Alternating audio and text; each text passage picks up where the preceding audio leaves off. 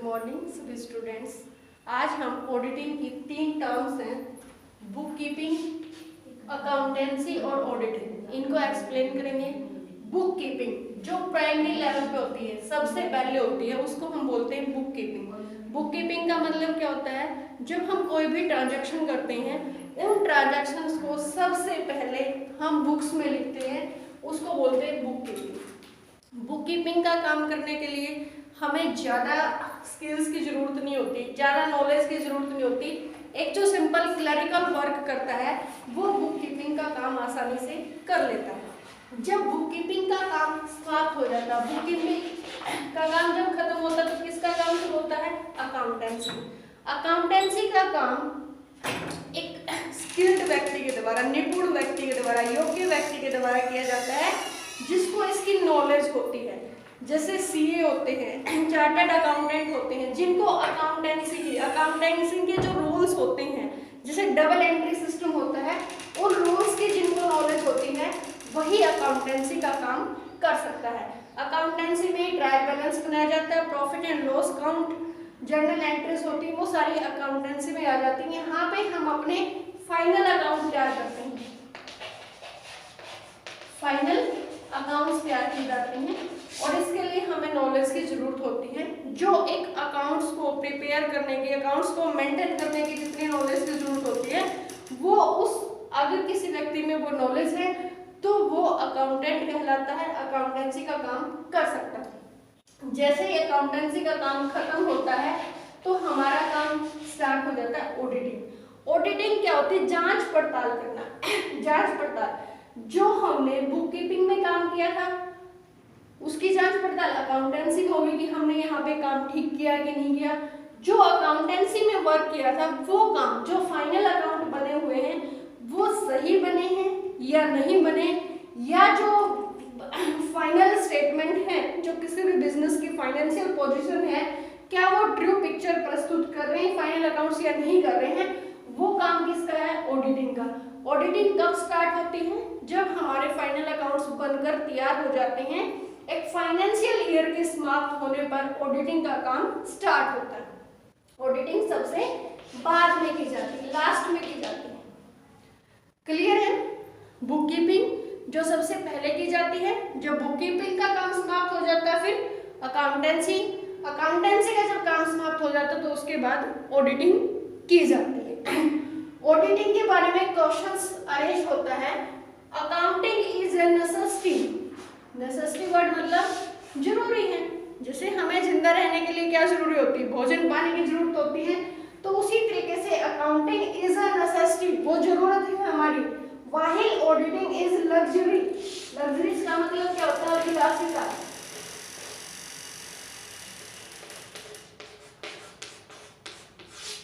विलासिता मतलब जो काम हम अपने ऐशो आराम के लिए करते हैं, भोग विलास के लिए करते हैं, उसको हम क्या बोलते हैं?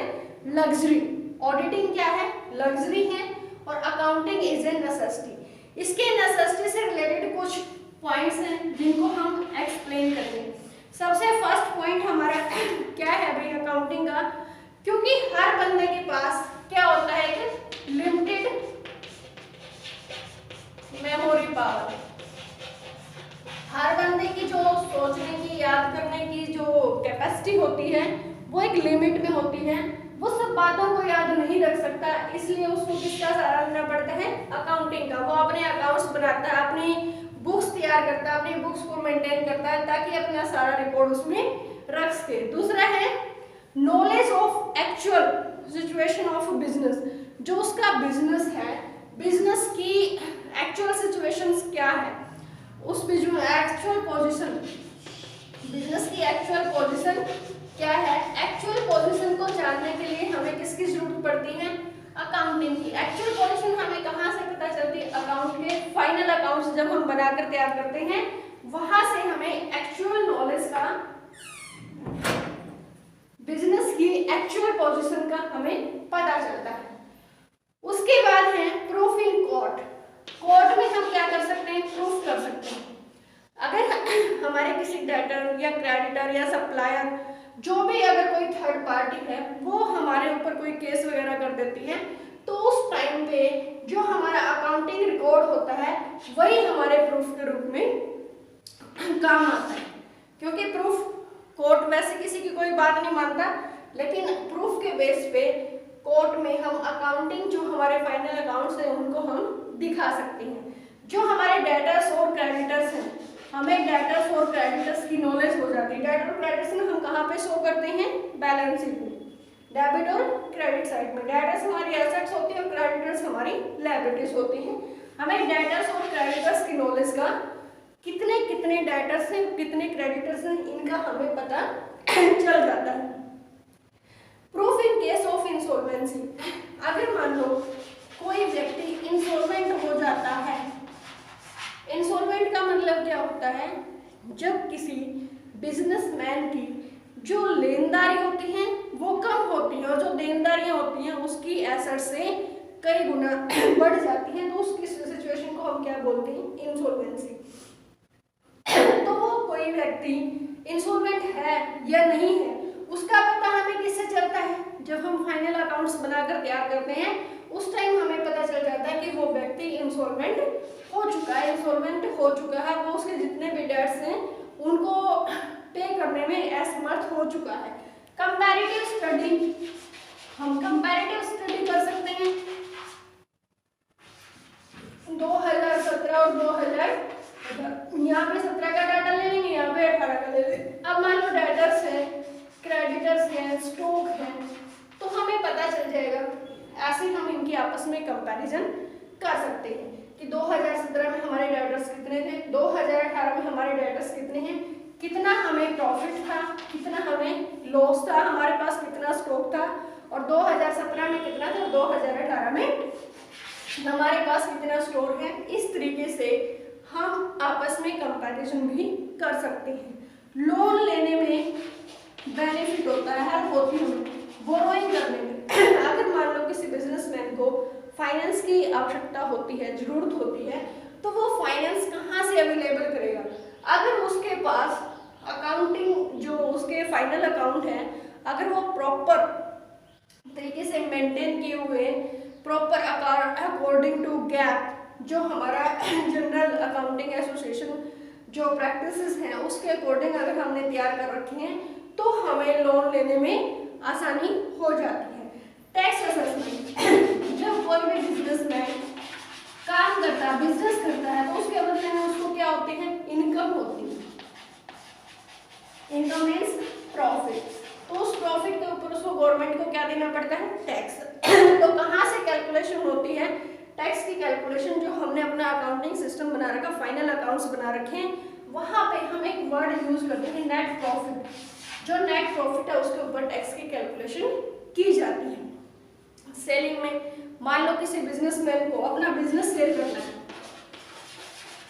तो वो कैसे सेल करेगा? जो जो उसकी एसेट्स हैं, जो उसकी लायबिलिटीज हैं, तो उनका बेस बनाकर, एसेट्स और लायबिलिटीज की आपस में बेस बनाकर कि अगर मेरे पास मान लो 10 लाख की एसेट्स हैं और 2 लाख की क्या है हमारे पास लायबिलिटी, तो उस बिजनेस की वैल्यू कितनी होगी? 8 लाख। तो इस तरीके से बिजनेस को सेल करने में हेल्प होती है। अगर हमारे पास फाइनल अकाउंट्स है नहीं, हमने तैयार ही नहीं कर रखा, कुछ भी अकाउंट्स में मेंटेन नहीं कर रखा, तो उसके एसेट्स और लायबिलिटीज का एस्टिमेट करना, उनका अनुमान लगाना काफी मुश्किल हो जाता है। छल कपट, मान लो कोई कर्मचारी फ्रॉड करता है, तो अगर वो अकाउंट्स में रिकॉर्डिंग करता है, अकाउंट अपने अकाउंट्स में मेंटेन करता है सारे की सारी ट्रांजैक्शंस को, तो फ्रॉड होने का कोई खतरा नहीं रहता। पार्टनरशिप में हेल्प करता है। पार्टनरशिप तो आप सभी जानते हो ना, जिसमें 2 या 2 से अधिक व्यक्ति मिलकर बिजनेस करते हैं, तो वो 2 से ज्यादा होते हैं। अगर मान लो कोई पार्टनर बिजनेस छोड़ के जा रहा है या बिजनेस के अंदर आ रहा है, या जा रहा है या आ रहा है, तो अगर वो जा रहा है तो उसको गुडविल के रूप में अमाउंट मिलेगी, कैपिटल के रूप में मिलेगी। अगर वो बिजनेस में आ रहा है तो उसे एज ए गुडविल के रूप में अमाउंट लानी पड़ेगी और एज ए कैपिटल के रूप में। उसकी कैलकुलेशन कहाँ से की जाती है? हमारी फाइनल अकाउंट के हेल्प से। तो इसलिए अकाउंटेंसी क्या जरूरी? बहुत जरूरी है। जो हमारे बिजनेस इंफॉर्मेशन है, जैसे हमारे डेटर्स हैं जिनसे हमें बोरोवर्स हैं, सरकार है, जो दूसरे करदाता हैं, उन सब के बारे में इंफॉर्मेशन, जो बिजनेस इंफॉर्मेशन होती है, जिन जिन लोगों को हमारे बिजनेस इंफॉर्मेशन चाहिए, वो सारी हमारी फाइनल अकाउंट्स के माध्यम से मिलती है। तो ये लगभग 10 से 12 पॉइंट्स हमने एक्सप्लेन किए हैं जो हमें बताते हैं कि accounting is a necessity. Accounting क्या है, बहुत ही जरूरी है और इसके बिना हमारा काम नहीं चल सकता। दूसरी बात है ऑडिटिंग इज लग्जरी। ये लग्जरी क्यों है? ये क्या कहता है, वेस्टेज ऑफ टाइम।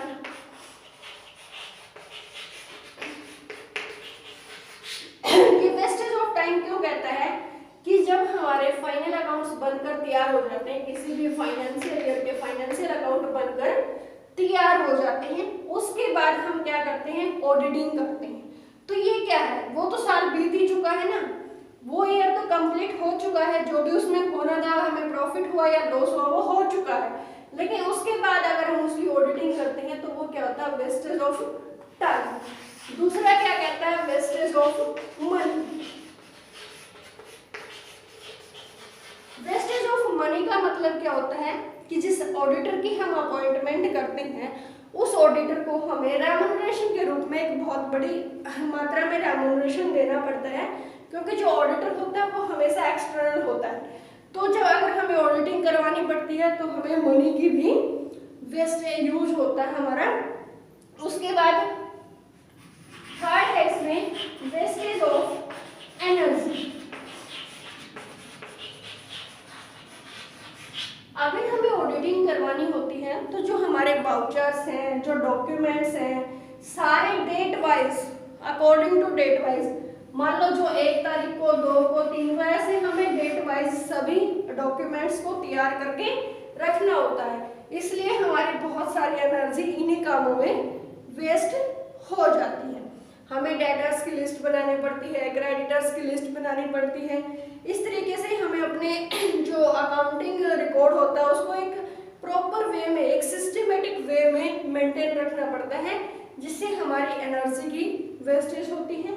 उसके बाद है जो हमारे कर्मचारी हैं, कर्मचारियों की एफिशिएंसी में decreasing of efficiency of employ.